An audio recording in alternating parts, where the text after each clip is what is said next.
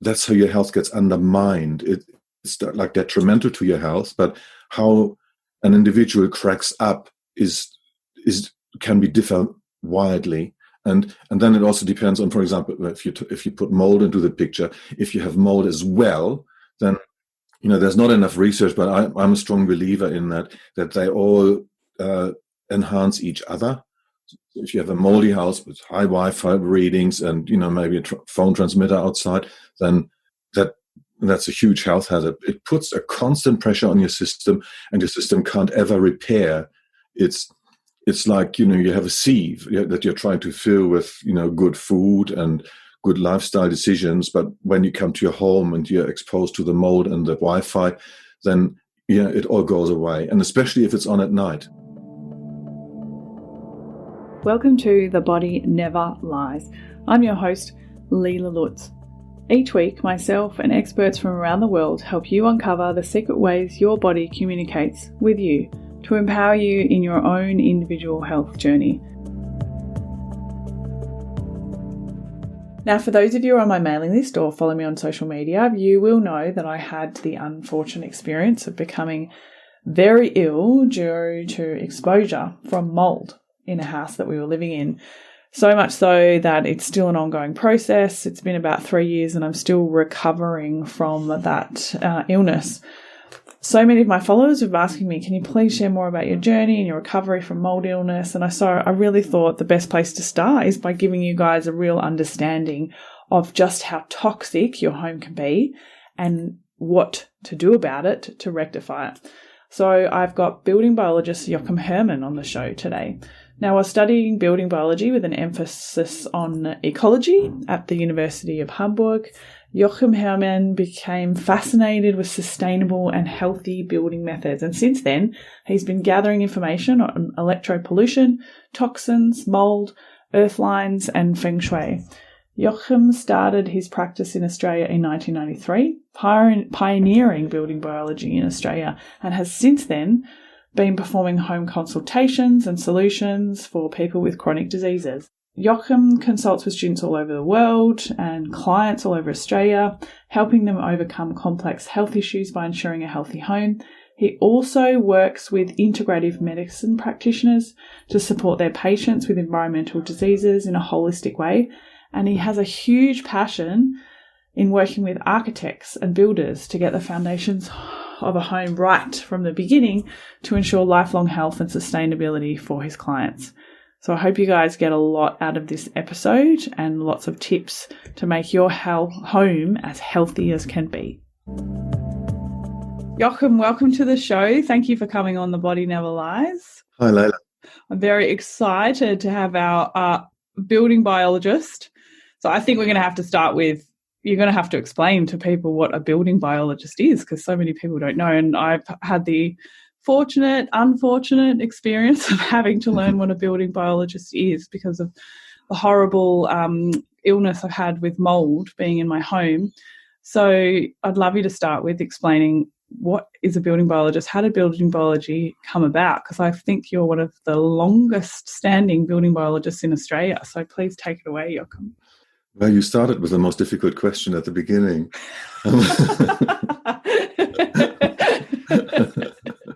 So I always think, I hope they don't ask me what building biology is about, because the answer is so long and, I'm never quite sure where to start. So it's about the relationship of our body and the environment, in this case, the indoor environment. It's how we are concerned with how our health and our well-being interweave with the environment that we live in. And there are many factors in our environment that, especially because it's not natural anymore necessarily, there are many technologies that we are surrounded by, and they're not sense perceptible. So people can be exposed to something without even knowing, and health can suffer. And we often, more and more so since the beginning of building biology, getting chronic diseases as a result. So basically it's looking at how your building affects your health, and I guess what we're here to enlighten people today is that your house can make you sick, very sick. Yes. Your house, your workplace, your car, Yeah. Wherever you are in an indoor environment, it's a confined environment, and it's unfortunately designed often by people who don't have our health in mind.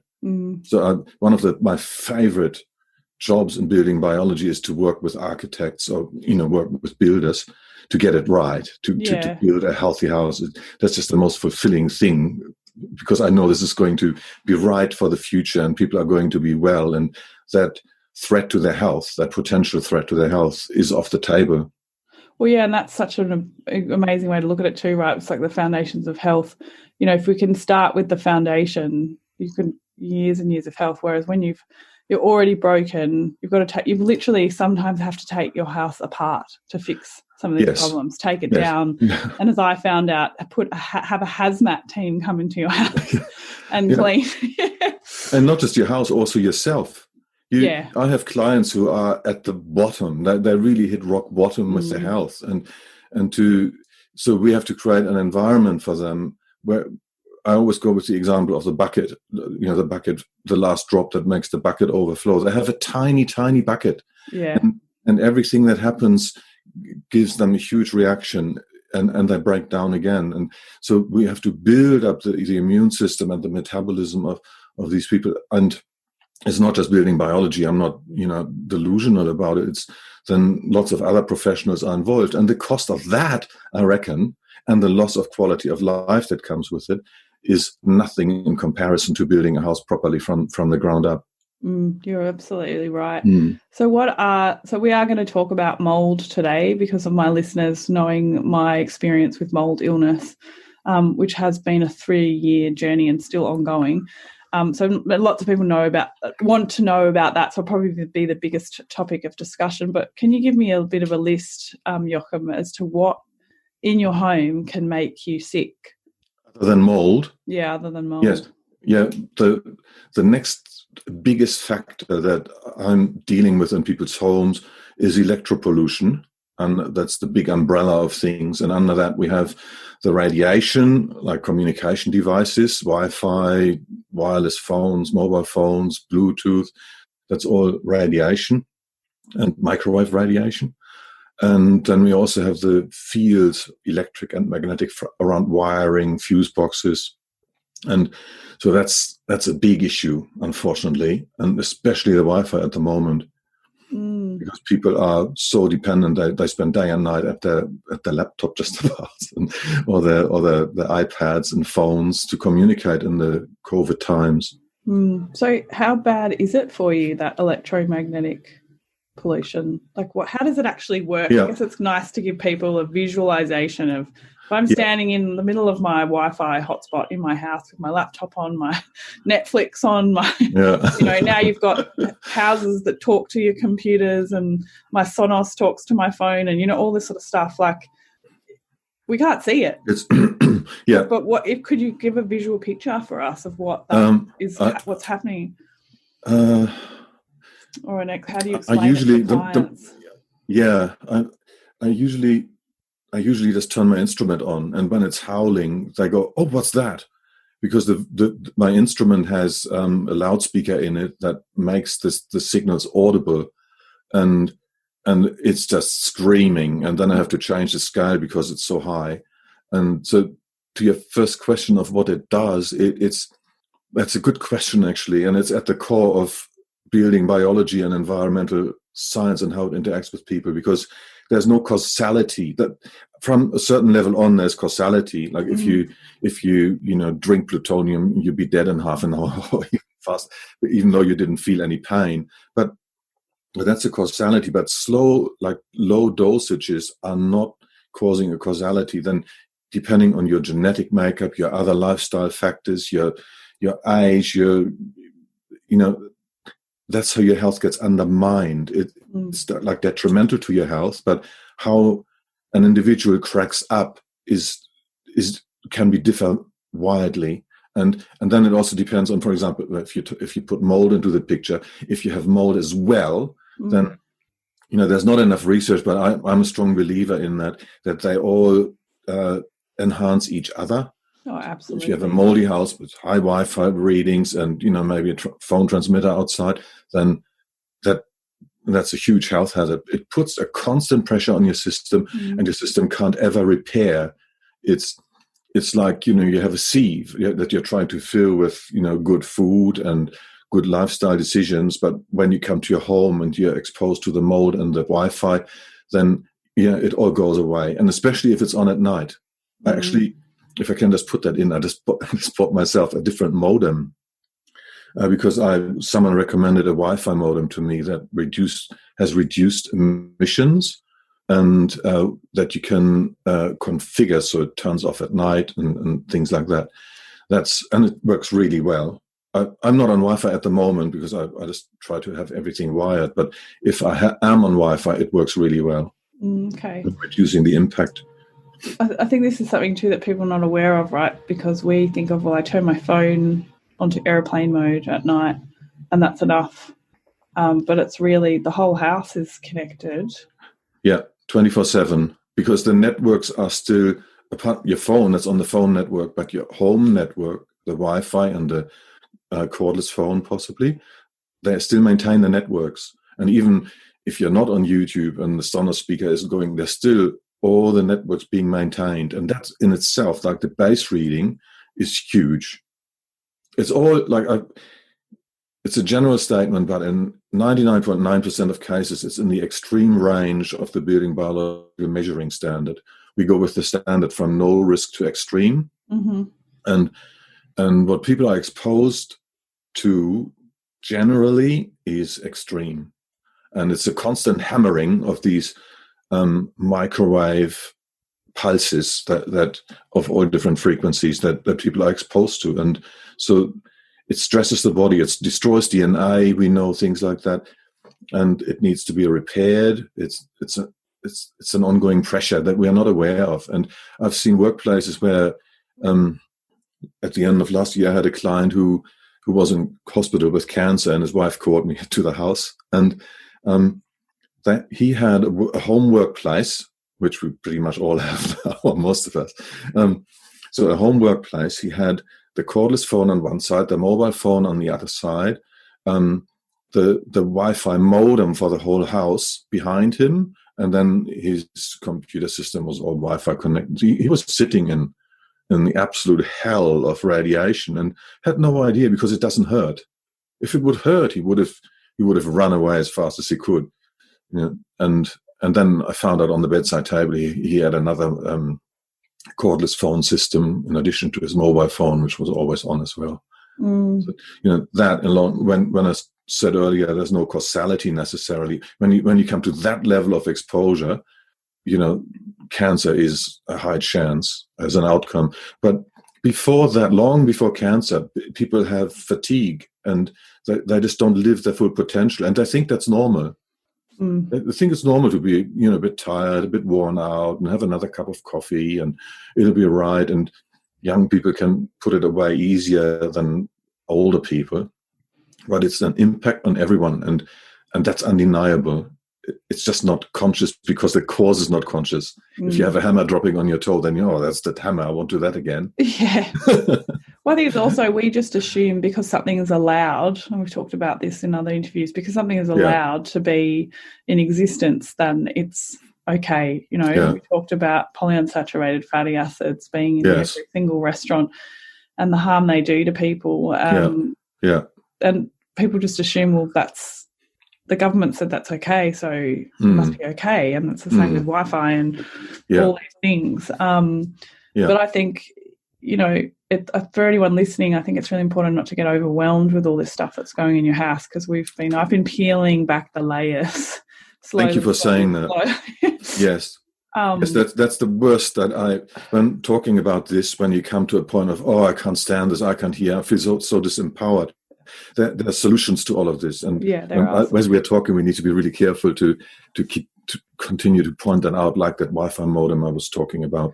Yeah, so I guess let's do some tips of rules that you have for people for healthy Wi-Fi use. For us, we don't have any devices in the bedroom. I actually can't get the Wi-Fi from our bedroom, so I've only had the Wi-Fi hooked to the back half of the house. So you can't actually get Wi-Fi in our bedrooms.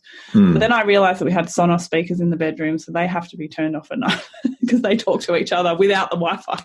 So, you actually, if you measure the Sonos speakers, you might find that they still transmit USB even when you have turned the speaker off. Wow. So you need to check that.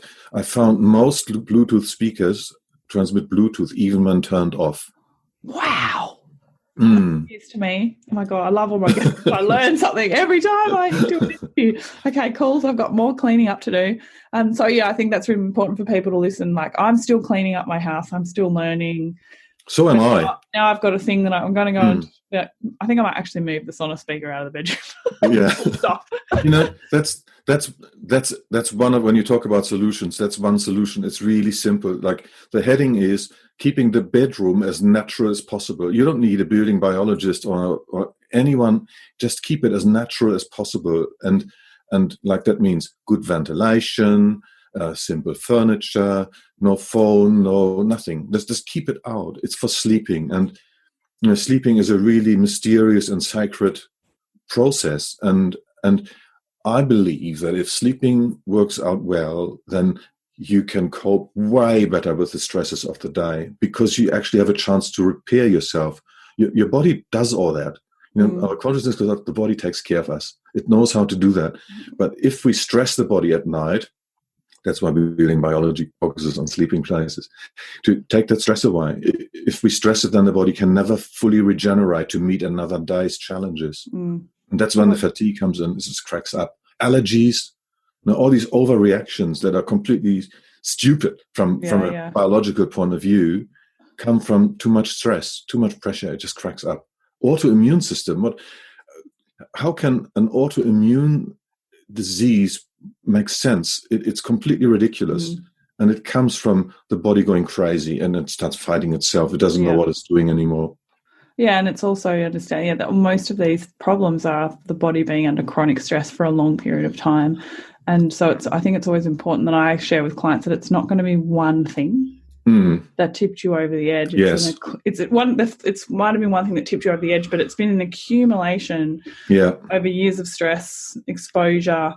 People aren't going looking for that one thing and going, well, if I fix my house, then I'll get better. It's a process. Yeah. And also, it can be a big mistake to focus on one thing, not just because you forget the other ones, because all your anxiety gets singled onto that one thing. And sometimes I have clients where I have to convince them that, the big picture. And sometimes they call me and just want an EMR survey or just a mold survey. And I say, I'm not doing that anymore. I'm sorry. Building biology is holistic, and we need to look at everything. It's just like, you go to the GP and, you're bleeding from your leg, and you say, there's something wrong with my throat. Could you please check my throat? Everything needs to be looked at as much as we possibly can. And then, I make recommendations to people of what we're talking about now, like keeping the bedroom natural. And so there are things in the information section on my website if anyone ever wants to go into more depth and get more details about this. And I'm not quite sure where to start talking about solutions. Yeah, no, for sure. I guess like the big ones, we've been looking at houses. We're still trying to buy a house, so Joachim keeps getting phone calls from me going, come and tell me I should buy this house. It's a good person to know if you're looking for a house, people, because you don't want to know when you've bought the house that you can't fix some of these things. So one thing is I get surprised by how many people have televisions in their bedroom. Yeah. So when the television off, is that enough, or should we just not have it in our bedroom? The answer used to be, just turn it off. Yeah. So on another level, televisions are on internet now, right? Yes, that's right. If it's on Wi-Fi. I recently had a client in Lithgow, and they did all the right things. They shielded their smart meter, and they did everything. And then I came for a checkup in the house, and my meter was screaming, and that was from the television that they had in the meantime connected. So if it's a smart television, you've got to go into the settings and turn the Wi-Fi off. And if it's like if you have an Apple TV, for example, then you just pull out the power of the Apple TV at night. Yeah, right. So you actually have to disconnect all these things, which is something people don't want to do, right? Because you've got to then set it all up again to watch. But maybe we'll all watch a bit less. Like with the Apple TV, because I have one, I just plug it in, pull it out, plug it in, pull it out. Like so with Wi-Fi, one of my rules is on demand. So in our house, like I said, we're all wired. But if someone wants to work outside or whatever, then we turn the Wi-Fi on, and afterwards we turn it off again. So it's not a 24/7 situation. And, with the television, I think any television copes with a power cut. So you just have to, if you turn the television off at the power point, then you won't have Wi-Fi transmitted from it. Some really simple tips. Yeah. And from a Feng Shui point of view, of course, and from a relaxation and intimate point of view, televisions in bedrooms are not welcome. Well, yes, and my opinion too. I think when you were talking about one sacred activity that's sleep in our bedrooms, I can think of another one that's sacred that I don't want a television in my bedroom to distract from that kind of thing. We did talk a lot about that with Dr. Christie. Unfortunately, a lot of these devices actually stop us. We think they're connecting us, but they actually stop us from connecting with the most important people to us, which is our family. Yeah, because they take us out of the moment. Yeah. No. So I think that's some good motivation for a family to work together on their health, their relationships, turn all the devices off, all the Wi-Fi off, everything, and it's multi-level healing happening. Yeah, and it can be a routine that's relatively easy to follow, or you can have a modem that you don't have to pull out. You just turn the Wi-Fi button if you can, or a modem that you can actually program, and like the one I mentioned earlier that reduces your Wi-Fi exposure. And because I can imagine it would be a big problem with kids as well, especially teenagers when they're in their rooms, because they want that privacy, right? Yeah. To chat online and all that sort of stuff. But then I think that's leading to kids sleeping with devices and stuff like that. And so, being really mindful of cutting all that stuff down. So we were talking a little bit before the interview started, and baby monitors. How bad are baby monitors? Okay. Can I just come back to the children you just mentioned? Yeah, sure, of course. And then the baby monitor. The children, I found, like with clients over the years, that the clients who start when they're little, who say all devices go on the kitchen bench for charging during the night, don't have problems later. That's just what the family does. The devices go on the kitchen bench and that's it. And it doesn't seem to get questioned. It's part of the family culture. Whereas you're introducing that as when they're teenagers, no way. Yeah, you'll have to ask Dr. Christie for her tips on that one. That's not in our debate. But I think that's a good idea. Like in our house, we all put our phones on the kitchen bench. My daughter's only 3. She's got a plastic Pepper the Pig phone, and she puts hers there too. Good. Sort of like her job, as she says, we've got to charge all the batteries, and no phones in the bedroom. I think I agree with you on that one. It's a cultural thing that you can start from an early age, and then because the culture is so strong and so violent in a way.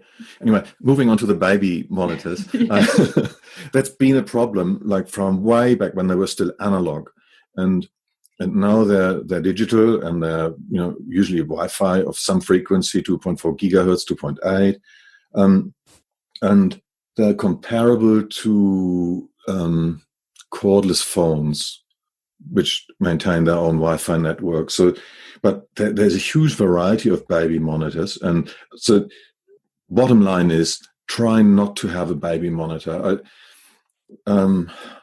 It's one of those insidious things that have crept in, but just for parents, it's an individual choice. Now, if your anxiety levels are so high that you have to have a baby monitor, then you have to have one, and you look around trying to find the least emission one. But mostly try to remind yourself that human beings have evolved over hundreds of thousands of years without baby monitors. And our kids, you you just have an inbuilt alarm for the tiniest sound that comes from the bedroom. You don't need a baby monitor. Of course, if the house is huge, but then maybe move the cot a bit closer to where you actually are at night. And again, try to do the natural way. I think it's also better for the relationship between parents and children. And one more thing, the radiation itself, like that's what you really asked about, is totally unacceptable for babies. It's even if it was a fraction of what it is, it would be completely unacceptable to me. It's they're growing. They're most delicate, fast growing little human beings, and any damage we do, any they pay later for it. Just because we wanted that extra security, we expose them to those baby monitors. And so, I'm not in favor of them. No, we never had one, actually. Because being conscious about these things, I didn't want to have one, but also I just wondered if it would give me anxiety, because then you always think that you have to know what's going on with them. That's right. And interestingly enough, we sort of mentioned it in another interview with a Montessori parenting expert, and there were many reasons that she was actually not in favour of them either. And, the idea of being watched all the time is going to inhibit some behavioural, processes as well. So it'd be good for people listening to listen back to her. We didn't talk about it specifically. We did mention it. I think it's having that trust with your children as well, and in yourself. Yeah. I think we've been pushed into that scared mindset as well. So it's a bit of a different topic altogether, but something. Yes, it is, isn't it? Dangerous those devices are, which is why I didn't want one. So baby monitors, phones, TVs, they're all what else can make us in our house, make us sick in our house? So just for the phones, you can also buy. I put my phone away now. You can buy phone, like especially the wallet cases I like, that have a shield, like an aluminium wire shield built into the lid of the wallet case. Yeah. You talk with the wallet case closed. So your head is much, much, much more protected when you use your phone, and your body, because you would have the lid as you carry your phone facing your body. Yeah. I see clients who have little stickers and things, and that in my measurements, they never do anything. That don't make any difference, other than giving you a false sense of security when you use your phone more. So like a real shield like that is what I highly recommend with mobile phones. What about headphones? When you're talking on your phone using headphones, is that a better way to protect yourself? Because now we've also gone to wireless headphones, which I like to call ear tampons, those little... Yes, I know. Little white. They're such a symbol. It's Bluetooth, obviously, and it's near field Bluetooth, which is not very strong, but still, because it's so close, it is strong on the head. Yeah. And in the favor, it's that they are receivers mostly. So your phone transmits the Bluetooth, and your earphones play the music or tell you what the other person says on the phone. But as soon as you talk and you they send to the phone, and then you get a really high exposure. And so with all of these radiation things, the intensity changes with the square of the distance. Every little bit of distance. That's why in the instructions of mobile phones, it says you're not allowed to hold your phone against your head, because it's so much higher. If you have it 1.5 centimeters further away, as they recommend, then you still have a pretty high dose, but it makes them look a bit better. So you are best to plug your headphones in, put your phone, if I'm doing work, put the phone on the desk and use my headphones to talk, so I'm not touching it at least. There is a small problem with that as well, which is that the wire works as an antenna, like metal wires do. Oh, wow. And they did research a few years ago. I never saw that again for the BBC in England. That in that research, they found that there's more radiation going to the head because the wire picks it all up and sends it to your head. And that's why you can have little ferrite beads. Do you know what that is? They're little ferrite, like iron core things. Yeah. And you find them around printers and all kinds of power supplies at the end to stop high frequency going into your printer or your laptop when you're charging. Yeah. Like a frequency arrestor, and to protect the electronic equipment. And you can get little ones of those and put them around the like, if I show it on around the wire of your foot or down at the chest, and that stops that frequency that the wire as an antenna picks up go to your head. Oh wow. Okay. There's so many little tricks. And this is important to know, right? Because we can't live in a world without mobile phones. We can't, like, you know, I don't have a landline anymore. So that's the way I talk to people. So I say to people, the world's changing. We've just got to find ways to adapt. Yeah. And find little ways around it, and we can do that. So I'm sure you'd have all these tips in your book as well, Joachim, which we'll talk about. Yes. At the end. Yes. Good. So yes, moving on from that, what next thing that can make you sick in your house? Do you want more about the electric things, or shall I talk about mould? Or I think mould's the big one. Yes. I think mould is the big one. Yeah. I mean, we've got, like, I always talk about with clients about cleaning products, getting rid of all your change all your cleaning products. It's a bit of a sale, right, that we need 50 million cleaning products. I only have one cleaning product for the whole house. Yes. What do you have? Can you mention that? Yes, I actually use the Young Living's Thieves Essential Oil Cleaner for the household cleaner.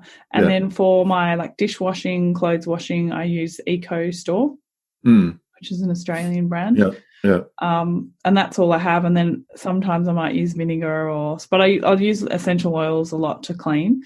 And they're actually more economical as well. That Thieves cleaner dilutes down really well. And Thieves has been around since the plague. That blend of oils. So use all their Thieves hand sanitizer, all that stuff. And then, is moving away from all of the shampoos, makeup, skincare, creams and lotions, getting all of those toxins out as well. So I think people know about those. But I think mould is a big one, and there's so much discrepancy around it because people believe, I think the biggest thing that people believe is that if you can't see mould in your house, there is no mould. Yes. So, okay. Let's talk about mould. That's a good start.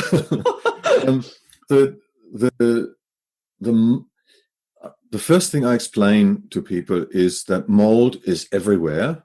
Mold is airborne, microscopic. We don't see it. We don't even see it in the dust because it's so small mostly. And the job of mold is to decompose things, and it's essential to life on Earth. Now, with our artificial environment, we create artificial growth conditions for mold. And so the next big thing is to keep in mind that there's not a mold problem because it's everywhere. There is a moisture problem. So we need to look for where is moisture, and especially where is a consistent supply of moisture. For example, now everyone will know window frames. If you have aluminium windows or just any windows really, because the glass is the coldest. In Australia, we mostly have single pane glass. So that's the coldest part in the room where the warm air condenses. And so there's a supply of moisture all the time. And if you get the black mold around the window frames, which I often see in homes, that's a result of that. So the mold spores that are just floating around in the air, they get stuck to some moisture there, and then they start growing because there's a consistent supply of moisture.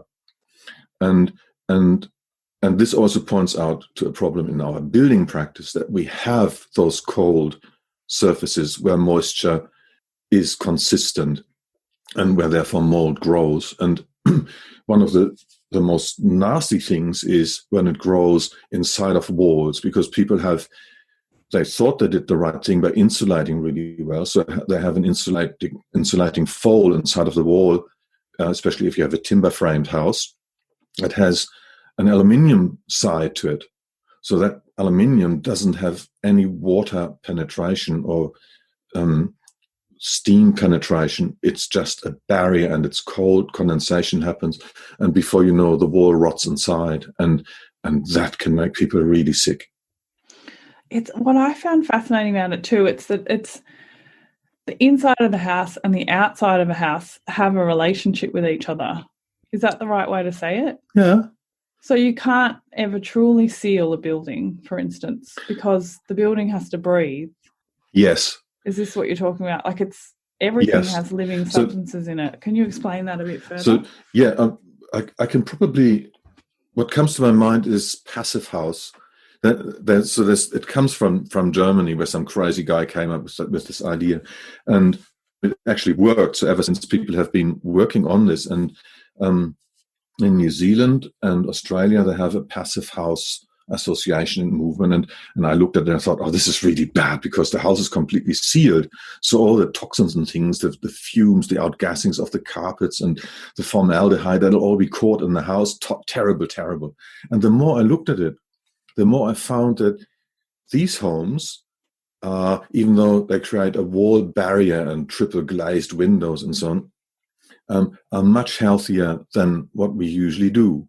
And that's because, for a start, the walls have a special membrane in them that's waterproof but not vapor-proof. So there can be an exchange with outside and inside vapor, and there is no mold growing ever inside the walls, even though they're thick and insulate really well. And the air flow in the home comes through a system. So there's an air inlet outside, the air gets filtered. And I know that there's one here in the Blue Mountains, that a passive house. During the bushfires, they barely had smoke inside the house because it gets filtered. And the filter is also an air exchange, like a temperature exchange. So the incoming air goes through a metal grid that the outgoing air goes past, so they exchange the temperature. There's not warm air leaving all the time, because the warmth or vice versa, gets transferred to the other air. So the air in those buildings is really good, top quality. Because that's, I think, a problem, right? It's the difference in the inside of the house and the outside of the house, and the constant changes between inside and outside. Is that part of the problem? Yep, it is. And like I said, the condensation is the problem that you're getting. And in Australia, we've got such a huge mold problem, also because of the older homes when people had no consideration, and because of the climate. So if the moisture in the air goes to 70% roughly, that's what we often have in summer in Sydney, that's too much. That moisture encourages mold growth inside, outside, everywhere.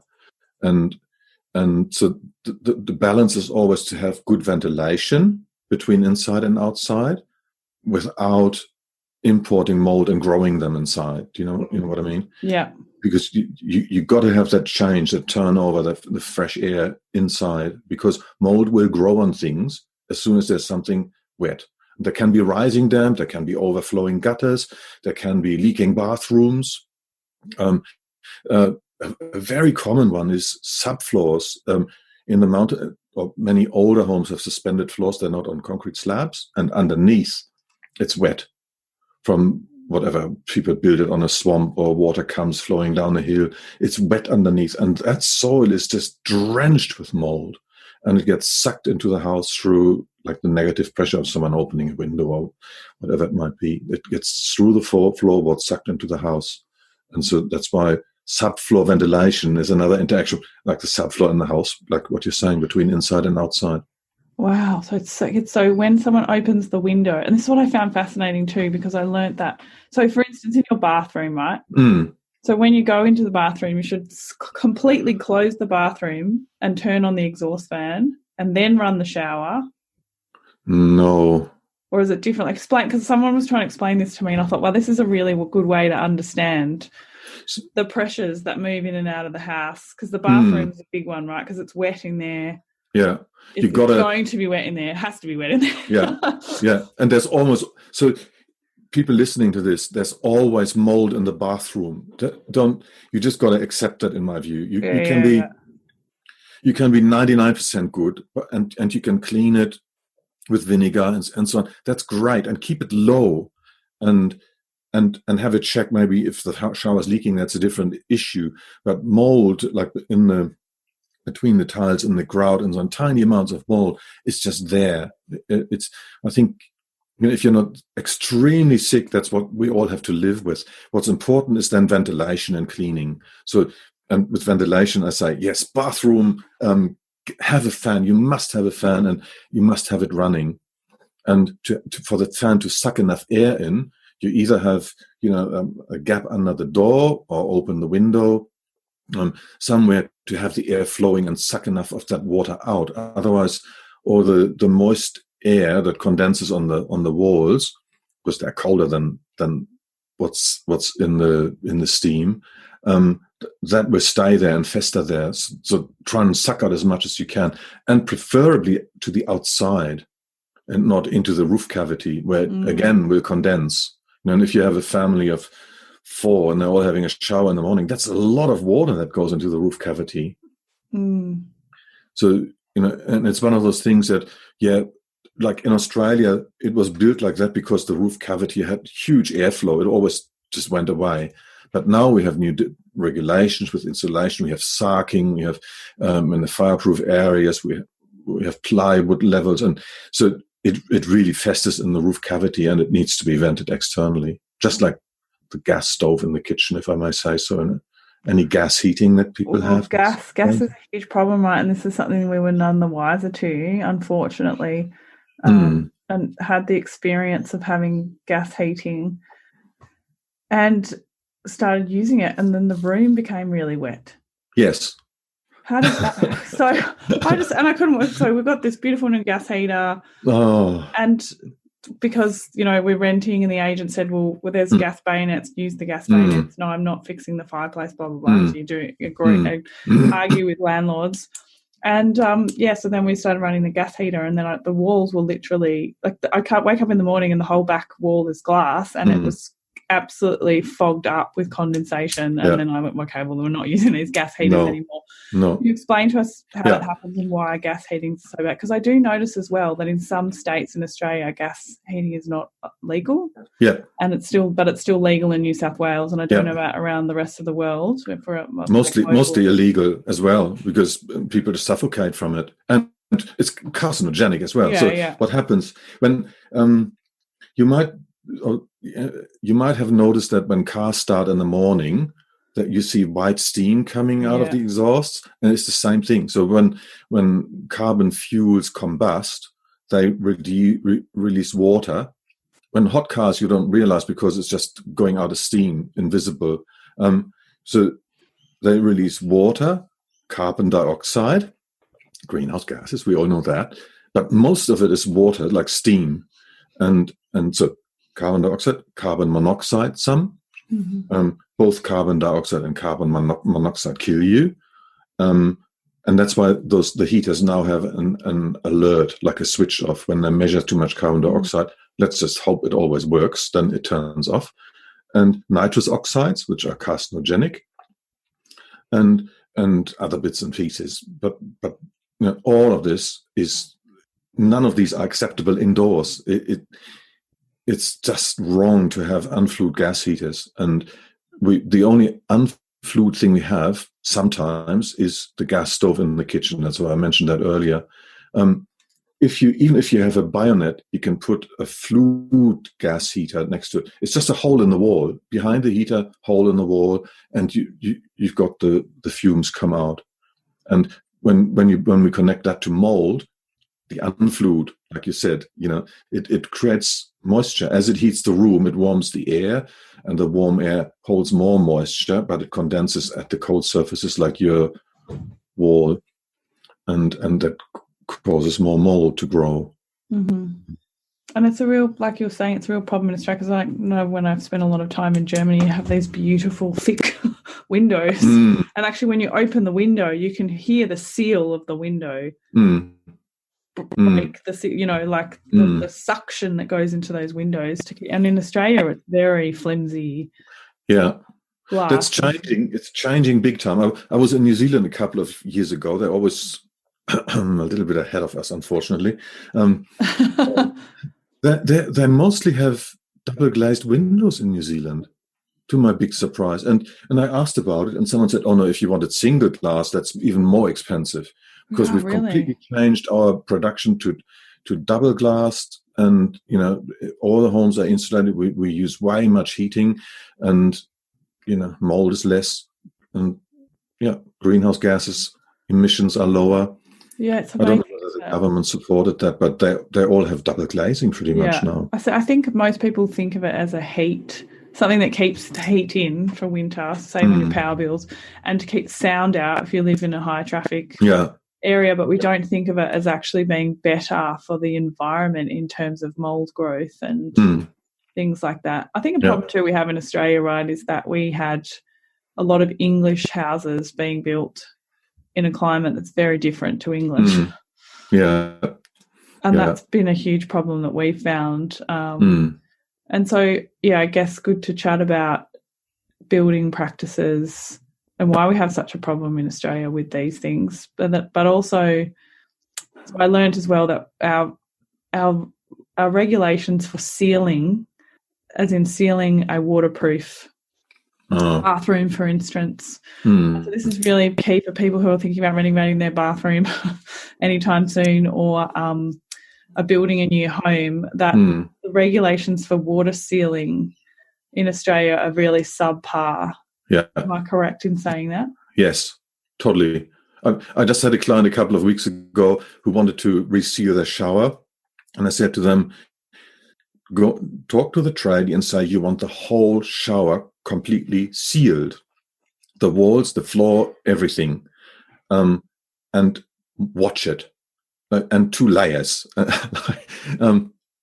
Often they just put about 10 centimeters, and if you think of the corner at the bottom at the floor of the shower where the wall meets the floor, 10 centimeters each way of the sealant, and that's just not sufficient.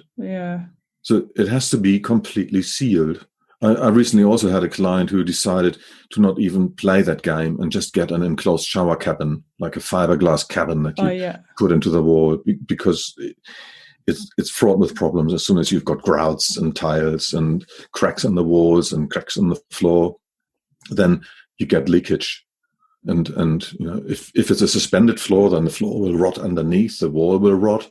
But before that, you got lots of mold in the house. And you don't see it. Like you said before, it's not something that you necessarily smell or see. So I guess with the bathroom, like you expect the bathroom to be wet and you expect to have mold in your bathroom, but you're trying to stop that mold from getting into the rest of the house. Am I correct? Yeah. And that's the most important thing, especially if your bathroom's upstairs, that needs to be sealed. Yes. So the water doesn't come. It needs to be sealed so much. You can't be over-sealed. And it depends on what tradespeople you get. Some will be completely understanding and they say, I know that it's not proper, so I do it proper for you if you want. Yeah. And others say, oh, rubbish, we've always done it this way, and just stay away from those. And I know, I've met many of these tradespeople in the year. So I think, if you're building a house or if you're going to renovate, I think it's really worthwhile having someone like Joachim check out what's going to be done and speak with the builder or the architect, because there are cheap ways to do things, right? And then there are expensive ways to do things. And we often want to go for the cheap way to keep our costs down. But it's short-sighted because it's actually cheaper to do it properly. If you think of having to rip out the wall after 5 years and the medical bills you had before and the mold testing and the mold remediation, people suddenly come into your house in hazmat suits and you think, oh my God, I've been living here. My kids are here every day. That's not funny. No. You got to get it right. A smaller house, and I love having these conversations with people because I know it's an investment in the future, and it's not that hard to find a building biologist these days and help you on that way and sit down with the builder and the architect.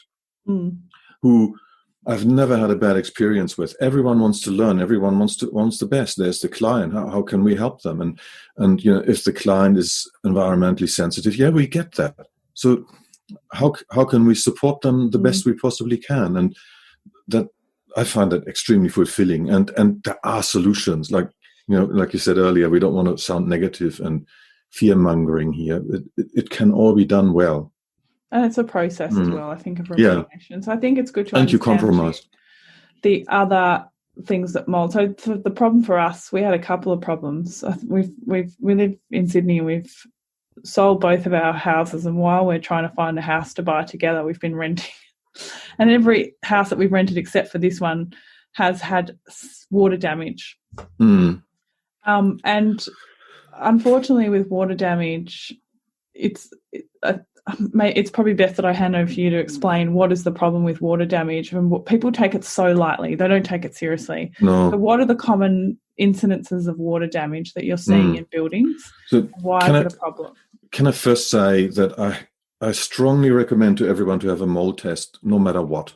And I'm saying that to answer your question, I had a client in Penrith recently, in one of the new built houses. They're like 3 years old.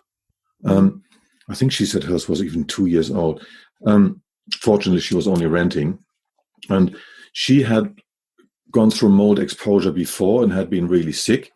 And she said, "I'm not doing well in this place, and the water is running down the windows." And what I heard sounded really bad, so I did a mold test there, and everything was like newly built and impeccable. You couldn't even see mold damage. I really couldn't spot anything, but the readings were really high, and it wasn't from her furniture.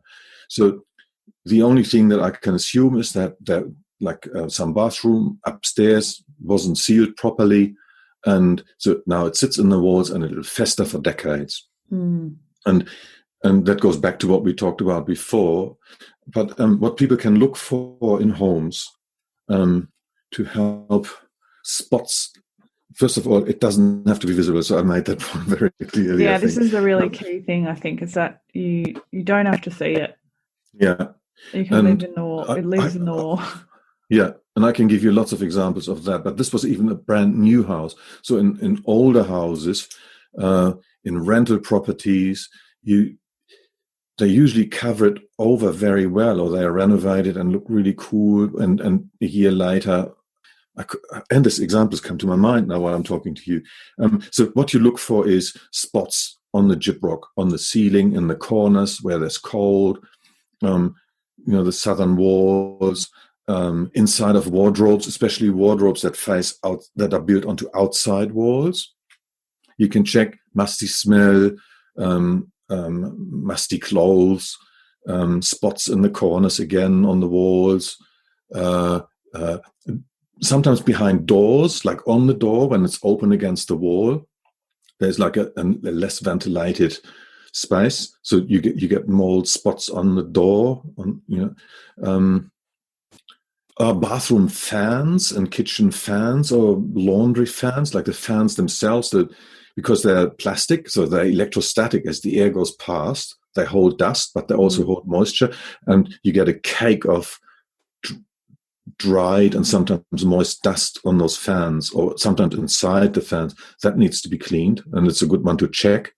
And around the fans, and of course the window sills, where you can see mold. If it's freshly painted, sort of knock against them, and you hear in the sound that it's like a oomph, oomph, like a dead oomph, when it doesn't really resonate. Like a drum, yeah. Yeah, then the timber is dead, like it's moldy underneath.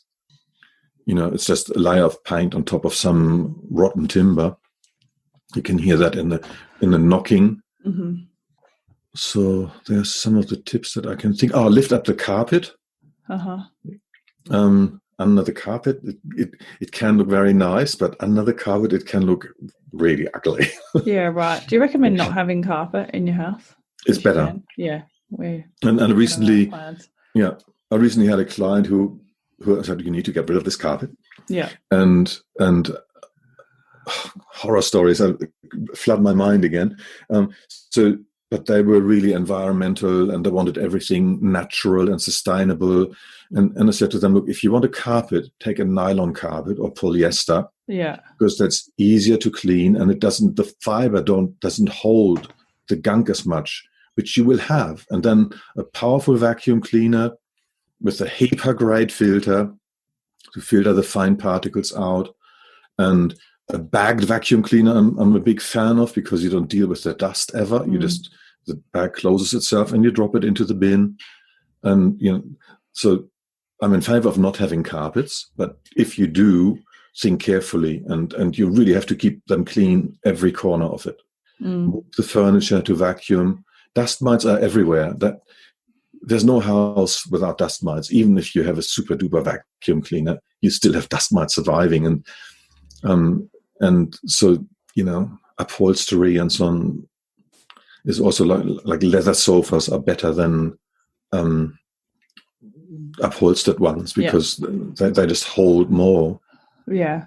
So it's, I think it's, I hope people who are listening go, oh, just because I can't see it doesn't mean it's not there, because mold is everywhere, and there shouldn't be water in your house. And I think what's key as well is understanding once water's been there, like if you wet the surface of something, if I pour water on the table and I dry the table, then it's dry because I've dried it. But if it's in the wall, it has to be dried. Yeah. Right? Yeah. So one of the principles of building biology is breathing walls. And so that's, your skin breathes. If you would cover your skin with the sealant, then you'd be dead within 10 minutes. You lose consciousness, and then after 10 minutes you'd be dead. So the skin needs to breathe. We all know that. Then we wear clothes that are not like plastic bags, but they also breathe and make us feel comfortable because they breathe. And then we are in a living space with plastic walls. So, and the paints we usually use and all the sealants, they're suddenly like a plastic bag. And if you breathe into a plastic bag, there's condensation. And that's what we really don't want. We want airflow through the walls. The vapor barriers need to be penetrable, just like our clothes are. And I was going to say about the breathing. It's the paints. Yeah, that's what I was leading up to. The plastic bag, you reminded me of it. So there are clay-based paints that soak up. You said you spill the water. I've seen water spilled on a plank painted with clay-based paint, and it just soaked up the water, and afterwards it releases it again. So it works with the changes organically that happen during the day and during the night, and who's in the room and who breathes and who cooks and so on. So that's a really organic way of working with vapor as well, because you don't get the condensation that you were talking about earlier. It's just not, the wall is not a plastic bag anymore. Well, that's fascinating. I think it's probably good too. So the different types of mold that I've had, because everyone wants to know about my mold story. The first one was, we actually rented a house where, and this was before I knew how bad mold was for you. Okay, so I didn't see the signs when we moved into the house, but they had some of those damp-rid boxes in the cupboards. Yeah. And they said, you just got to keep the cupboards open all the time. But what I found after a while, that even just everything under the bed was covered in mold. The floor under the bed, yes, were covered in mold. Yes. Right. And then what I started realising, when it rained, that the guttering wasn't done properly on the house. So every time it rained, the gutter was overflowing, and the water would come into the house. So the wall literally had water running down it if you looked very closely. This house was 200 years old, and it was just from the gutters not being done properly. The other problem was that the water hit the house because it was on the bottom of a hill, and the water absorbed the house. So there was no method to get the water away from the house. So I had a studio downstairs, and when I had Shanti, I took a few months off work. And when I went down to the studio, after it had been closed up for ages, that everything was covered in mold, everything. So I'd been working down there for months. And that's the thing people don't think, right? Because if you just keep the mold away, you keep cleaning it away, it's gone, but it's not, it's there. So I've been sitting there working for months and months and months, not realising that this was really making me quite sick. Yeah. And then we moved to another house where I'd seen it had just been painted. So this is a big deception of a house that's just been painted. Mm. And about 6 months later, a black line started appearing around the wall of the room.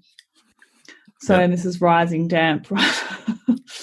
And, of course, the solution for the landlord, they send someone around, a guy, and he's a mould expert, in air quotes, a mould expert, and he cleans these problems. So he said he was going to do it. You just clean it with spray and wipe, and that's done. And I was like, no, don't clean it while I'm standing here. Don't clean it, because that's the other thing I think you should really explain to people as well about cleaning moulds, because that was something that made me sick once, was actually a drawer full of mouldy things, and I should have just thrown the whole drawer out and cleaned it.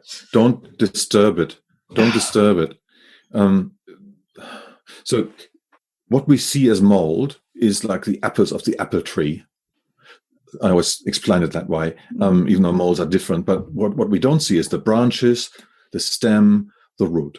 And by picking the apples, you don't kill the apple tree. The apple tree is still there, just have another load of apples. And the same is with mold. What we see is just on the surface. It's just the spore organs that they put out to reproduce. And by wiping that off, okay, you have less spores in the house, but you don't do anything to combat the actual mold. And so it's to remediate that, you need to have, like I said earlier, like a breathing apparatus. You want a hazmat suit. There are billions of mold spores that you would breathe in, and many of them toxic, that your immune system has to deal with. And that's why they're so extra bad. Right? It's the disturbance when you touch it. Yes. Then that can be the killer for people, right? So people quite often say, I lived in my house for years and I was fine, and then we renovated. So I pulled the bathroom out, and for years since I've been sick. Because at that time, because that's the thing, right? You brush the mold by cleaning it or wiping it, but then it's just all floating around in the atmosphere and for quite a long time, right? God, there's so much to talk about, isn't it? So, the other thing that reminds me of is vacuum cleaners. I mentioned it before, but if you have a poor quality vacuum cleaner, you distribute them in the air. So you suck them out of your floor, and they come out with the air that leaves the vacuum cleaner again, because they're microscopic, tiny. And if you don't have a proper HEPA-grade vacuum cleaner, you distribute it. So, that's another huge danger that people are exposed to all the time, apart from the cleaning that you mentioned, or doing renovations, opening up the wall, take out the kitchen cupboard that's been leaked into for ages. Totally.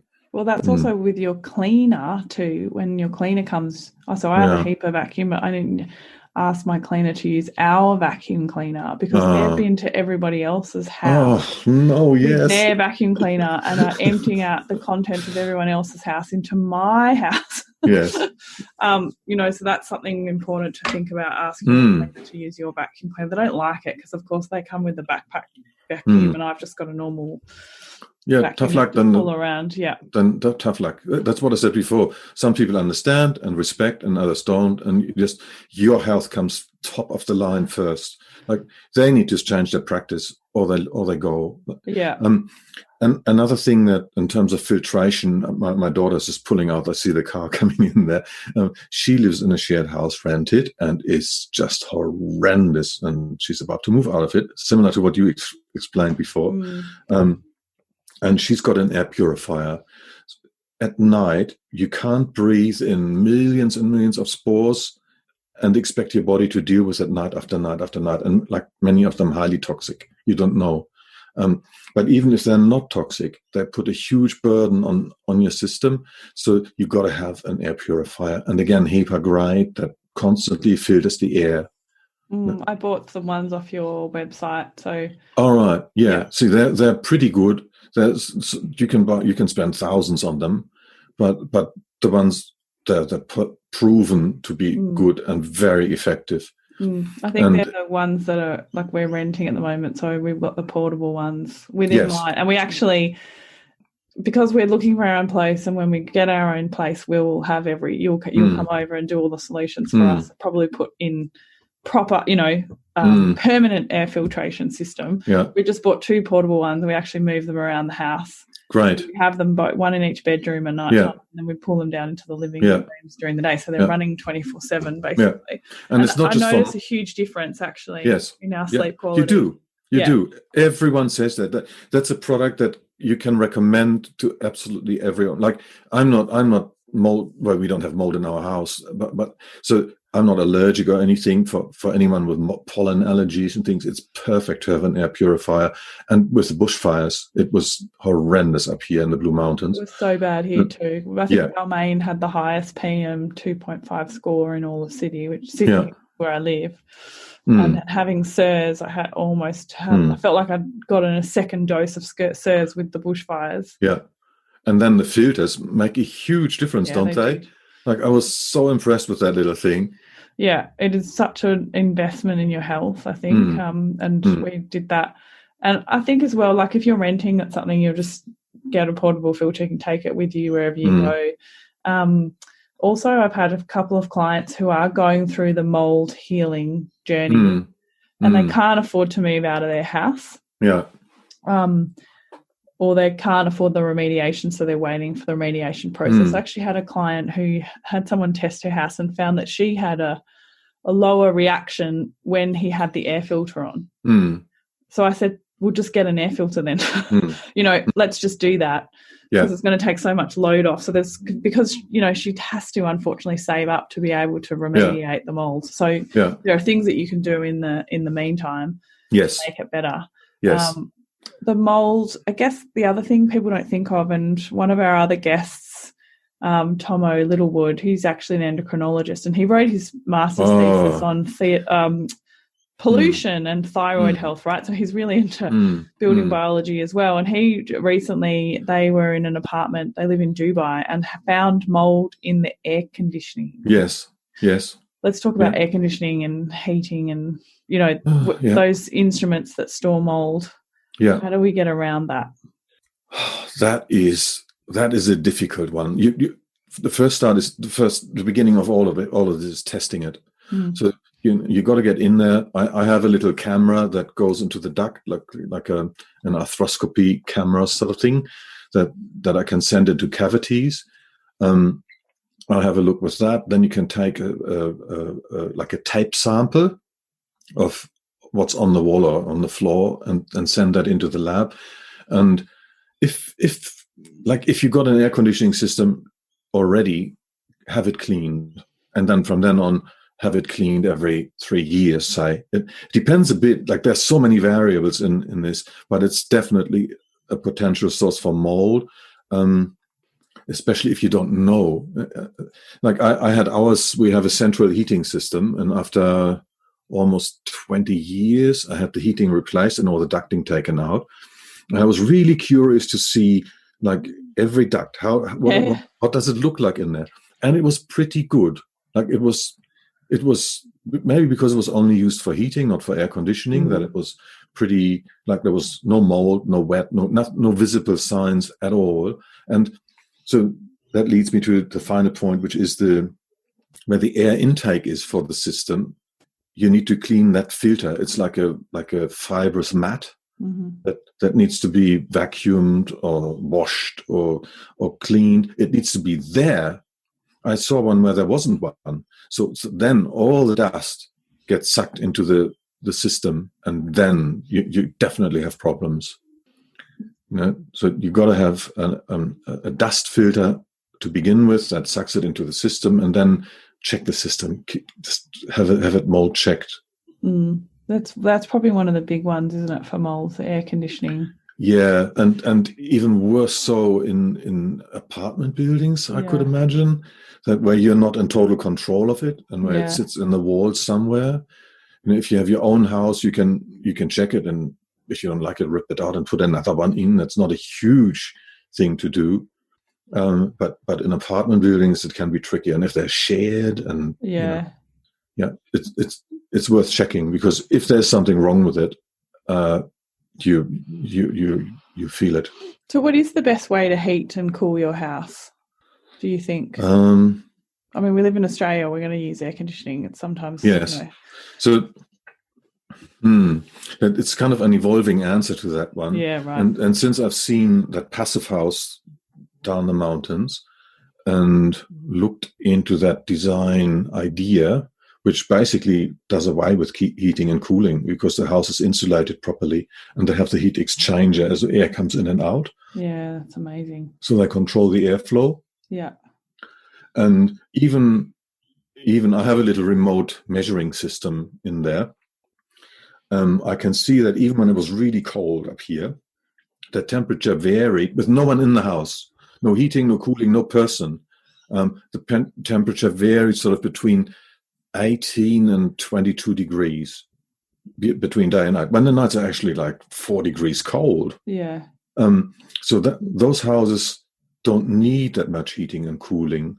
And as soon as there's a cat in there or a person, that creates enough warmth to do without it. Now, not everyone has a passive house, so that's the future idea. I think double glazing is a good idea to have everywhere, and definitely it depends a bit. Like if you have solar, for example, then it's definitely good to have reverse cycle air conditioning because you use renewable energy resources, and that's one of the reasons why I changed from gas central heating. Because it's more environmentally friendly, and it vents all the time. The other advantage of a reverse cycle system is that you can have a dry system. So if you have, those moist Sydney days, I could imagine that you close your doors and your windows and you turn the dry setting on, and that reduces the moisture in your air and therefore the chance to grow mold and bacteria. Okay, and then so with the ducted heating system that you had, do you recommend those anymore? Are they good? Yeah, I think like central systems are perfectly all right. In a way, they're easier than having lots of little systems because there's one core system that you can maintain and look after. So I don't think there's a problem with it. It's just a matter of maintenance. Yeah, it's an interesting one, isn't it? I think as well, when you were talking about just before that passive house maintaining a temperature between 18 and 22 degrees all year round, what I find is that's a healthy temperature for you to live in, like in terms of your thermogenics. Yes. And a lot of us, when I go to Germany, I love all my friends and family in Germany, but I'm always constantly so hot. Like it's just too bloody hot inside. Yes. So, and sometimes if I go to family in Asia, it's freezing inside, like in summer because the air conditioning is too high.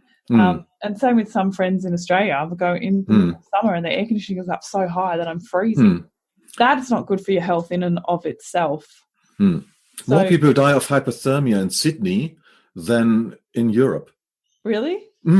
I read that recently. I thought, that makes sense. Because they overheat there, But also, I think when we talk about a range, it's a natural and healthy thing to have variations, to not have the same temperature. It's important to have a colder temperature and put on a jumper and have it warmer and take the jumper off. And it's the body needs change.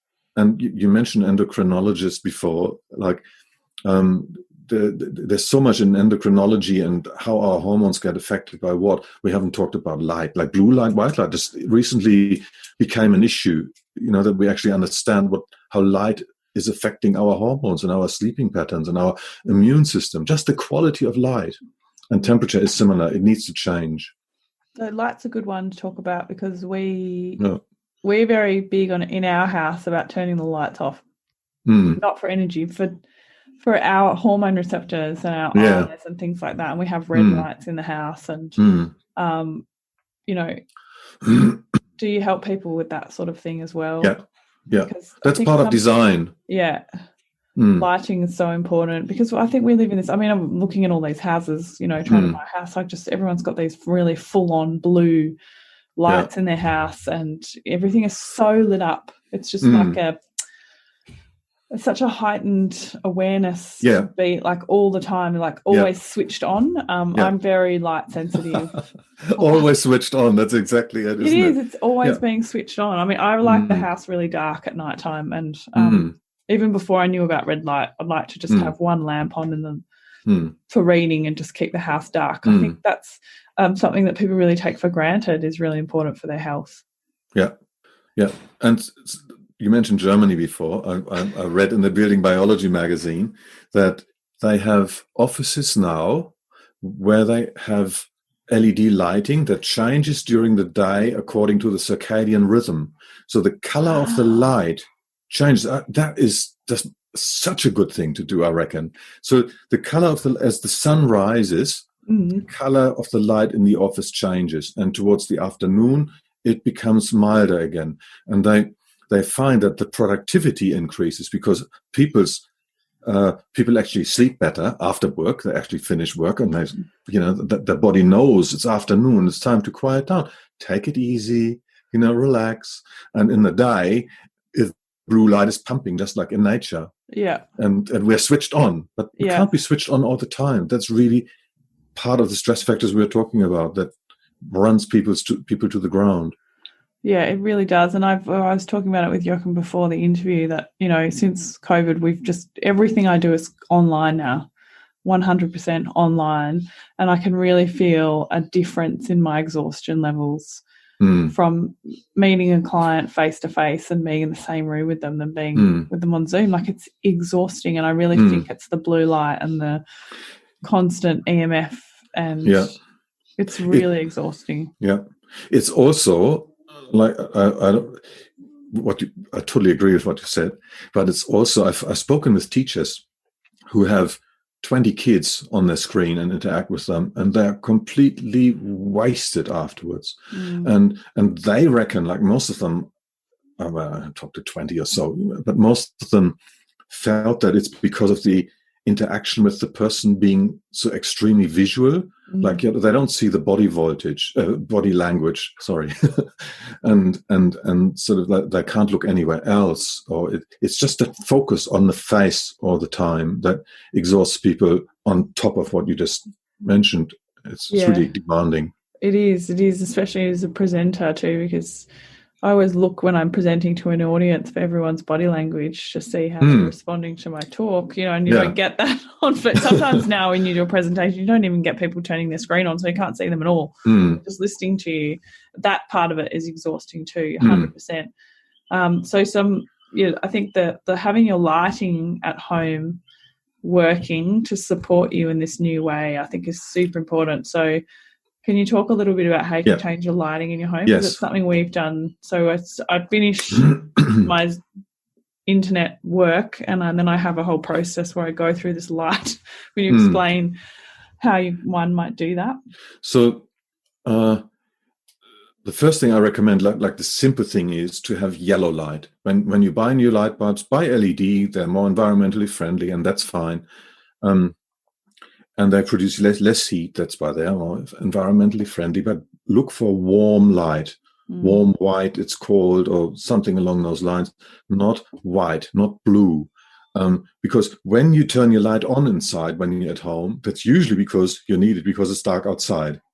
That means you don't want blue light. Blue light tells your brain it's the middle of the day. Wake up, wake up. No, you're not tired. You can't be tired now. It's the middle of the day. And we can't think against it. It's an unconscious, hormone-driven response. And we need to quiet down with yellow lights, like with warm lights.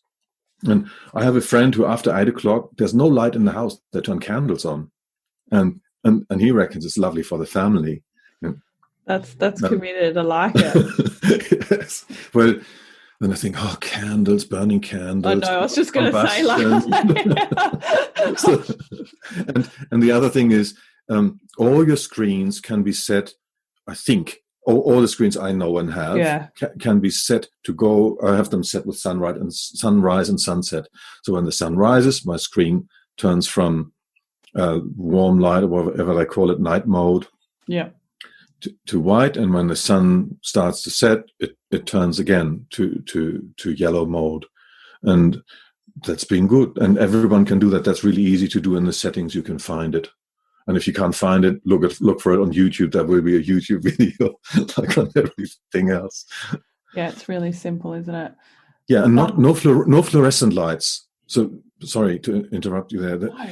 I still find fluorescent lights in people's homes. They've done many experiments on fluorescent lights. So there's the issue of the light quality itself, which often is bluish, and then the light flickers because it's actually a gas that gets ignited, flick, flick, flick, flick, flick. And when you turn them on, almost everyone can see the flicker, but then the flicker becomes less noticeable. It's still unconsciously there. And they've done experiments in prisons and in institutions where there were hyperactive kids that were locked up, and so everywhere behavior improved significantly, like violence and behavior issues went down steep after replacing fluorescent lights. So I really don't like fluorescent lights in anyone's home. They're terrible. I mean, I even find going to a shopping centre really over. I'm so grumpy. I mean, I don't like shopping anyway, but I'm one of these strange women that doesn't like shopping. But going to a shopping centre actually, like, I feel awful in there, and I think it's because of the blue light. Yeah, like I'm exhausted when I come out of a shopping centre. The flickering. I know exactly what you're talking about. I sometimes do not go into shops because of the light. I walk in there and I go, oh no, and I walk straight out because I feel how it affects me. And maybe when we talk about this, and some of the listeners will hear this for the first time, they will suddenly go, oh, I don't like this either. It's until it's pointed out to you, you don't notice. And I don't know how people work in those places to be in that. Or the other issue, apart from the psychological, is the dirty electricity. I don't know whether you've heard about that. Dirty electricity are electric frequencies that are in the wiring of a place that are not 50 hertz. Like it should just go on off in 50 hertz AC, alternating current. And devices like that and poorly designed power supplies or solar inverters, they put other frequencies into the wired network of the home. Yeah. Some dimmers do cheap electronics, and the starter motors or the starter capacitors of the fluorescent lights do that as well. So you can, on top of the light pollution, you can create an electrical pollution with fluorescent lights as well. Wow. I think it's such an investment, I think, personally, if you have your own home, to go through the process, if you're fortunate enough to be able to own your own home, to go through the process of really cleaning your home up with these practices. And because even just for us we're renting at the moment, getting air filters and getting a better night's sleep was worth its weight in gold. Doing the red lights, every time we move into a house, I feel like there's always blue lights. We always change every single light globe into the house to a warm white or a different globe. So there's lots of things that people can do, and I hope this brings people to a big awareness about your home, especially mould. I really like.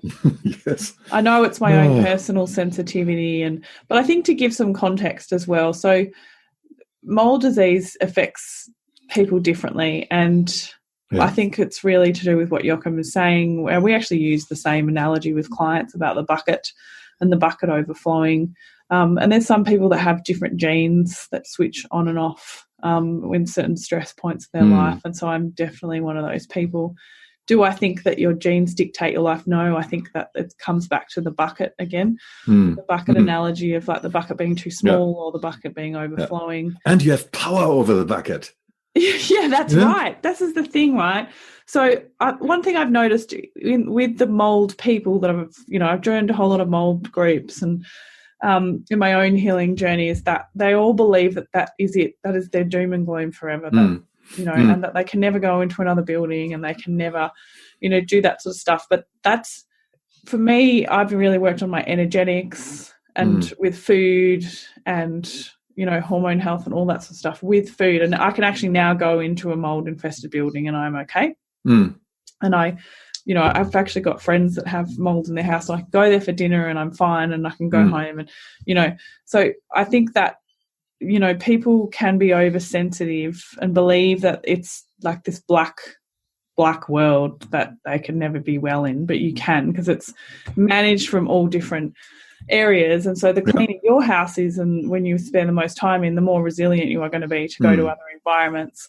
But also having the nutritional foundation, lowering all the other stresses in your life can really help you. But so for context, when we were in the house, so my Sean and our daughter don't have this gene that I have, and they also don't have the health history that I have. So they weren't affected by the mould as much as me. But they were affected in ways that I think most people would accept as normal illnesses that you just get all the time. So I wanted to preface this. So for Sean, he felt like he had a really blocked nose all the time. So he felt like he had allergies all of a sudden that he hadn't had, and he was sniffling. And if he got colds, it took a really long time to get better, coughs and things. My daughter had eczema. She had quite a lot of eczema.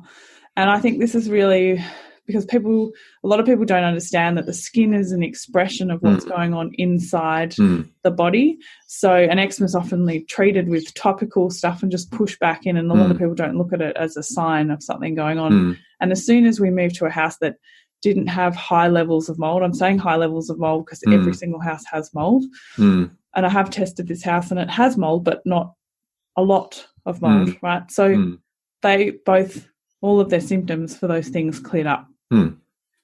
And so I think it's really important to understand that just because you live in a house that's mouldy and you don't have a specific mould disease doesn't mean that it's not affecting your health. And that's really key. Don't wait for the breakdown. You know, it's the small signs, like you're saying, like having something with the sinuses all the time. That's a surefire sign that something is wrong, because it's not normal to have sinus issues all the time. Can I say something about the car? You just reminded me as you were. Go for it.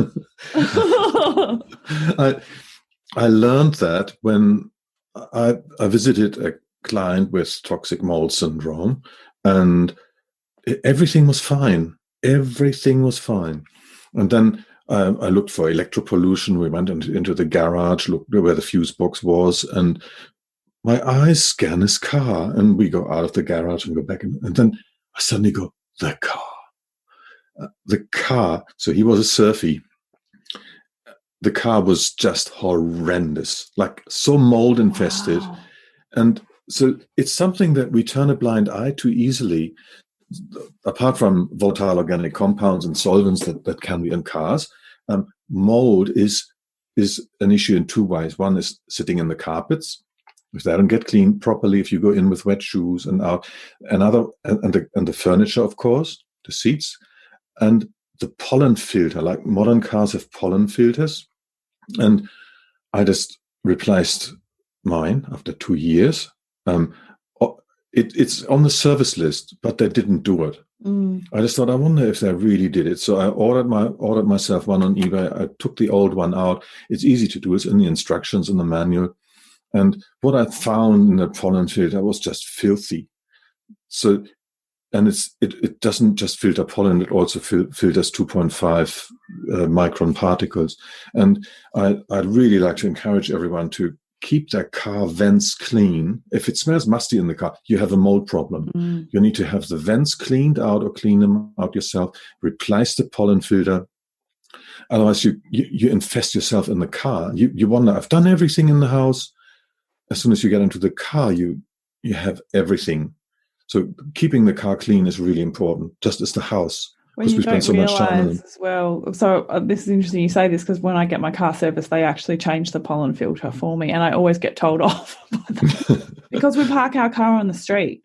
Yeah. And so it gets covered in leaves, and they keep saying to us, you really need to make sure that the leaves don't get into the car because they keep the moisture in. Yeah. The sludge, it becomes compost in there. Yeah. So if you park your car on the street, it's a real problem. And, I don't have a garage. There's nothing I can do about it except make sure I'm on top of cleaning the car. It's just leaves falling in the street and it collecting in there. And often when you get your car cleaned, they don't clean that out properly. The leaves, like you actually need to lift the bonnet up and then like hose it all off and get all that gunk out of there. Exactly. So you got to lift the bonnet to do that, and they don't do that when you clean your car. So it's just being aware of those things, right? Not going, oh my God, there's mold in my house. I can feel it now. It's coming in. You can live in fear. And I honestly share this because when I found out I was sick, it was really overwhelming. And I was like, I really was like, holy shit, how am I ever going to live in a house and not have the house kill me? And that's how I thought. And now I don't feel that way anymore because and it was really stressful for us too, trying to buy a house because I started believing that I'd never be able to buy a house that didn't have mold. And I started getting this anxiety about it. Yeah.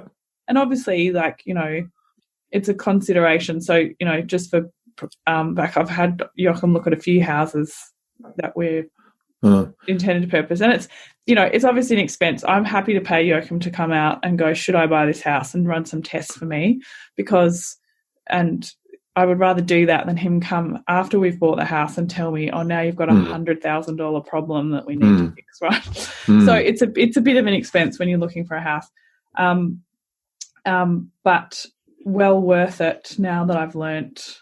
Because some of these problems in houses are thousands. I've had clients that have spent, Sula, another one of my guests, she spent $60,000 getting mold remediated in her house. The remediation is hugely expensive. And because it's such a potentially dangerous job, you get specialists to do it. And that's the thing, isn't it? And this is the thing, you can't clean it yourself. You really can't clean it yourself, people listening.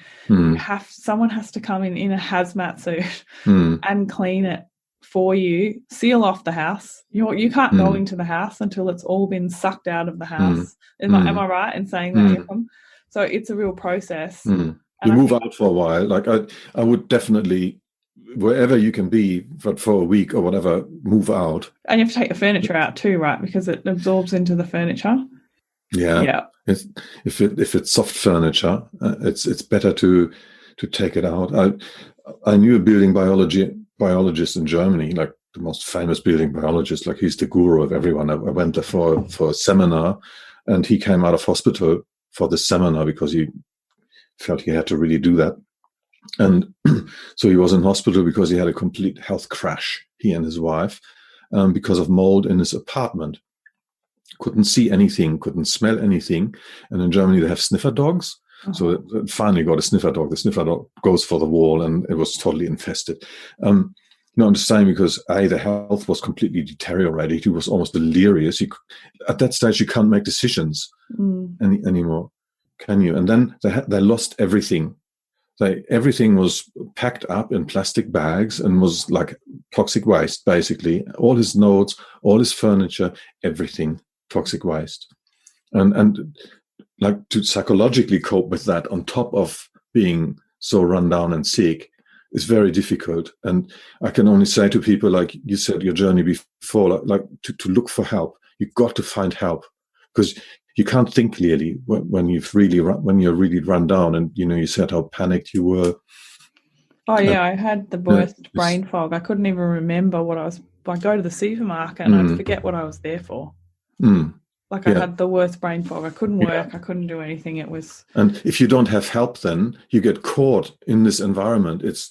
That kills you. You know what I mean? You got to step out of it. You have to have someone who takes you by the hand and takes you out of it, so you can recover. And like you're saying, you can visit friends again who have mold in their house. But that to step out of it is a really difficult step. We actually we even sold a house because we had a mold problem and we knew we couldn't fix it. Because another one of the problems in Sydney is all the terrace houses, and the houses on either side, we shared the subfloor space, shared the walls, and they both had mold on either side. It was really hard. We had to sell the house. Because the people on the other side were not prepared to deal with the mold, so we had to sell it. So it would have been really helpful if I knew about this. Well, it was Sean's house. If he'd known about it before he bought the house, because he wouldn't have bought it in the first place. So it's a very expensive process to buy and sell a house within a few years. Yeah, but you have a termite check. You have a building builder check for structural soundness, and health of the building from a is just as important because a human being lives in it. So, a building biologist would make sure that it's okay for you to live in it.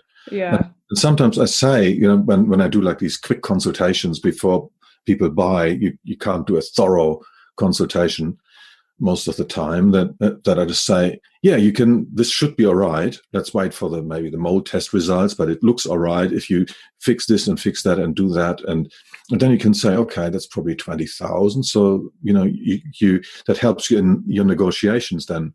Well, that's exactly what happened with us. You helped us with that. We knew that we were going in to buy a house at auction, and we knew the mold problem. We knew the damp problem, and we knew it was fixable. And I had quotes done before we went to auction on how much it was going to cost to fix. So we knew what our upper limit was. Yeah. Because there's no way I was moving into that house without having it fixed.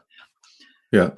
So it's that's really an auction. Yeah. And if you buy it from someone, you say, well, actually the house is not worth 790,000. It's worth 750,000 because I have to spend 40,000 fixing it. Yeah. Well,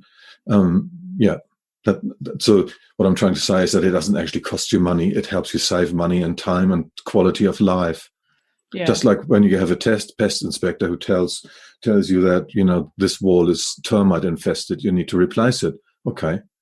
Yeah. And I think the turnaround's really good too, because it's something I didn't know before I met you as well, was I thought that you had to do, because I have done this test myself and sent it off, and I thought it took 6 weeks to come back. So I was like, that was another thing I felt really disempowered about, and I actually put that in the Facebook group about the SIRS Facebook group, is that you don't have to wait 6 weeks for this test to come back, because that was another thing that was giving me anxiety, that if we don't buy a house soon, we'll have to rent again, and then I'll have to wait 6 weeks for the test to come back, and I won't know if the house can rent it. So can you explain the test for mold?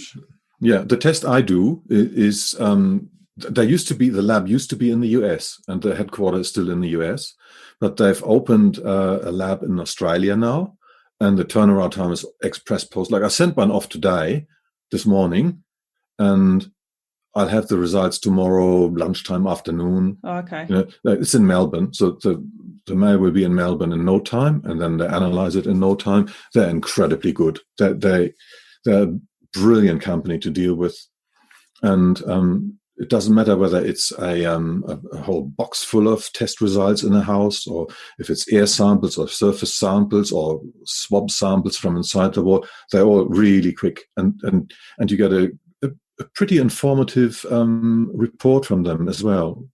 Yeah, that's amazing. Which you probably have seen. The difficulty with all these mold reports brings me back to the bucket where we started, where the results have to be interpreted and judged, and it's a mixture of how much of which mold is present, and what's the client like. Because there's different molds that affect people differently, right? Yeah, and that's the thing I've come to learn as well. Yeah, that's right. And if you just have lots of aspergillus, we always take an outside test to compare, but it might come from your mulch outside, and it's not something that devastates your health. It's like a slight allergen, But if you have lots of it, it still affects your health. So and that's where the judgment comes in. And then it also depends on how sensitive you are. So, like we said earlier, if you have a small bucket, then you have to be extra careful. It fills up quickly. So all the readings need to be lower, whether it's aspergillus or cladosporidium or whatever it might be. There's no clear-cut number that, like with electropollution, I could give you. With mold, it's a bit more complex, and also comes down to your own judgment ultimately. Yeah, it was quite an extensive report, and I've seen other clients. It's really interesting too, because there seems to be quite a lot of different people doing this and testing in different ways, and some of the tests I can't really read, I can't really understand. But the one for SIRS, it really does give you levels of how much of mold is in the house, and they sort of have a blanket statement for people with SIRS can only cope with this much, because obviously it's never ever gone completely.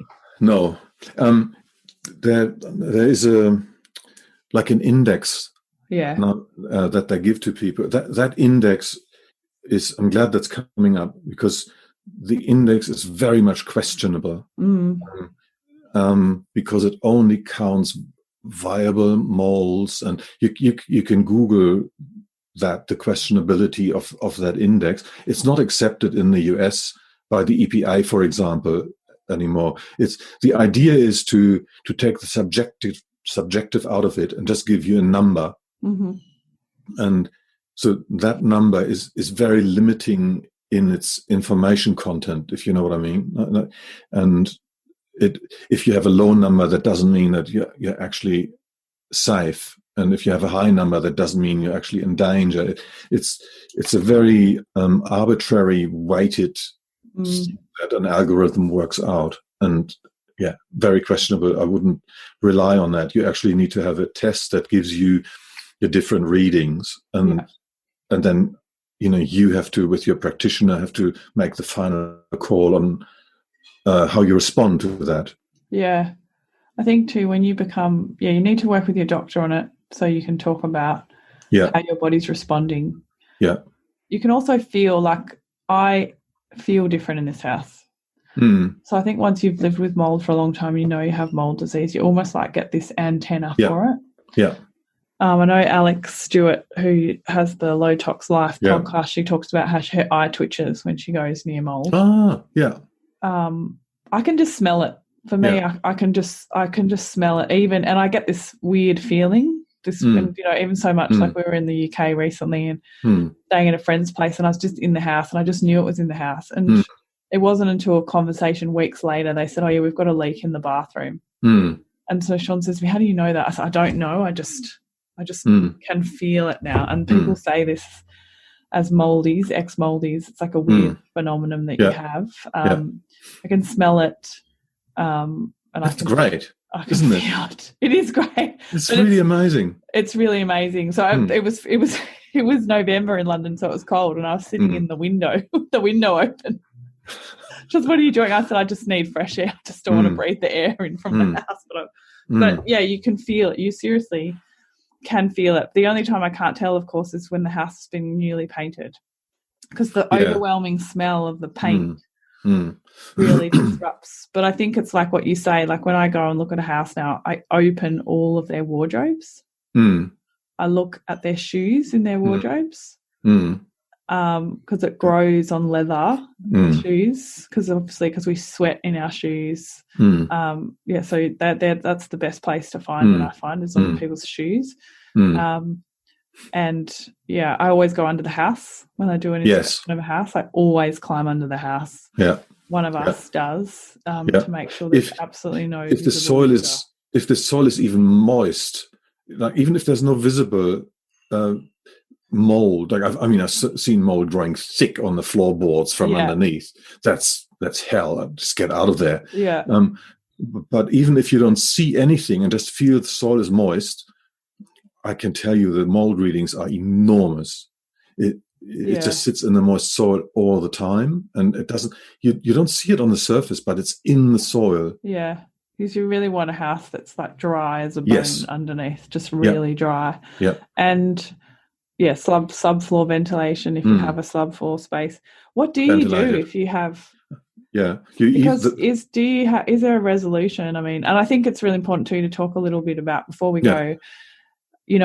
There's a lot of people out there running businesses that fix mold, and I'm saying that in air quotes. Yes, I know. And because I have friends that have had it done, but I go in their house and I'm like, they're still because there's people that inject stuff into walls, right? That sucks it all in. There's all sorts of these things. You've got to also have a test after. Like I just did a test for a client after they had their remediation done. But so you got to, it's because again, the remediation is a process. I'd say rarely ever you just go, oh, it's this wall, fix it, done. Because then you have another measurement, you go, oh, it's still somewhere, where could it be? And it's like a detective work. You drill a hole into a wall somewhere and you don't rest until it's done. The subfloor as a source is, and subfloor ventilation, the easy. Oh, you're reminding me of having a bit of a sip. Water. It's getting a bit dry. Must Yes. be talking about all this dry this, dry that. The subfloor ventilation. So the first step is to knock out bricks. Just drill out the mortar around bricks, knock them out, and plenty of them. So there's always an airflow under the floor, and that helps a lot. If you're concerned about rats and mice and snakes and things, just replace that brick with the wire grid brick. Yeah. From the hardware shop, and that's done. And if that doesn't help, then you need to have a subfloor ventilation fan, which is a fan that constantly sucks, where you put them on one side of the house, so there's a constant airflow, and where it comes out, make sure there's not the bedroom window on top of it. That would be a very bad choice. And so that's for the subfloor ventilation, and the fans there run 24/7. And what else was it about the subfloor? The bricks, the fans. I can't remember now. There was something else. It'll come back later. Well, I think it's the good thing about this, like, because we're looking for a house, and every drainage. time drainage. That go ahead, finish that one. Yeah, okay, thank you. See, the moment you think of something else, it comes. Drainage. If the house is on a slope, so there are two issues here. One is when the house is on a slope and water comes in the rain. Sometimes you don't even see it because it's subterranean. Yeah. I work with the builder in Sydney who loves this whole topic, and he forced me to go to a client after he remediated, and so he dug a trench in front of the house all the way down onto rock, where he dug a trench into the rock and then put ag pipe into the rock, so the water that comes down towards the house gets directed then through the ag pipes past the house. Mm-hmm. And that came out at the end of the backyard into a side street in Sydney, and that water was running after 3 months without rain. Oh my gosh! So there are these underground water flows that build up against the wall, put pressure against the wall, and then they rising damp. Yeah. So that client had a big mold problem. And the rising damp then goes into the subfloor, but also up the walls, and then comes the damp course in the wall. That's in older homes is often worn and penetrable to damp as well. And then you have it in the wall, and everything that comes from it. That can get very bad. But it's just that drainage is really important. And if the house is on a slope, any water that comes down the slope also needs to be directed. There need to be drains. And it's an expense, but the water needs to be kept away from the house. Yeah, that was the big problem in the house, the first house that we were in. It had subfloor ventilation, had everything, but the water was hitting the house from the hill, and it just wasn't. Yeah. You have to look at the cause. The cause needs to be addressed. I think, and the beauty of too, like when you're looking for a house, like, and we work with you, that every house we look at, I learn something new. So I almost have a checklist now of my own before I go, yes, should I call Joachim about this house? Because I can look at stuff and go, well, no, because I already know what he's going to say. Yes. Right.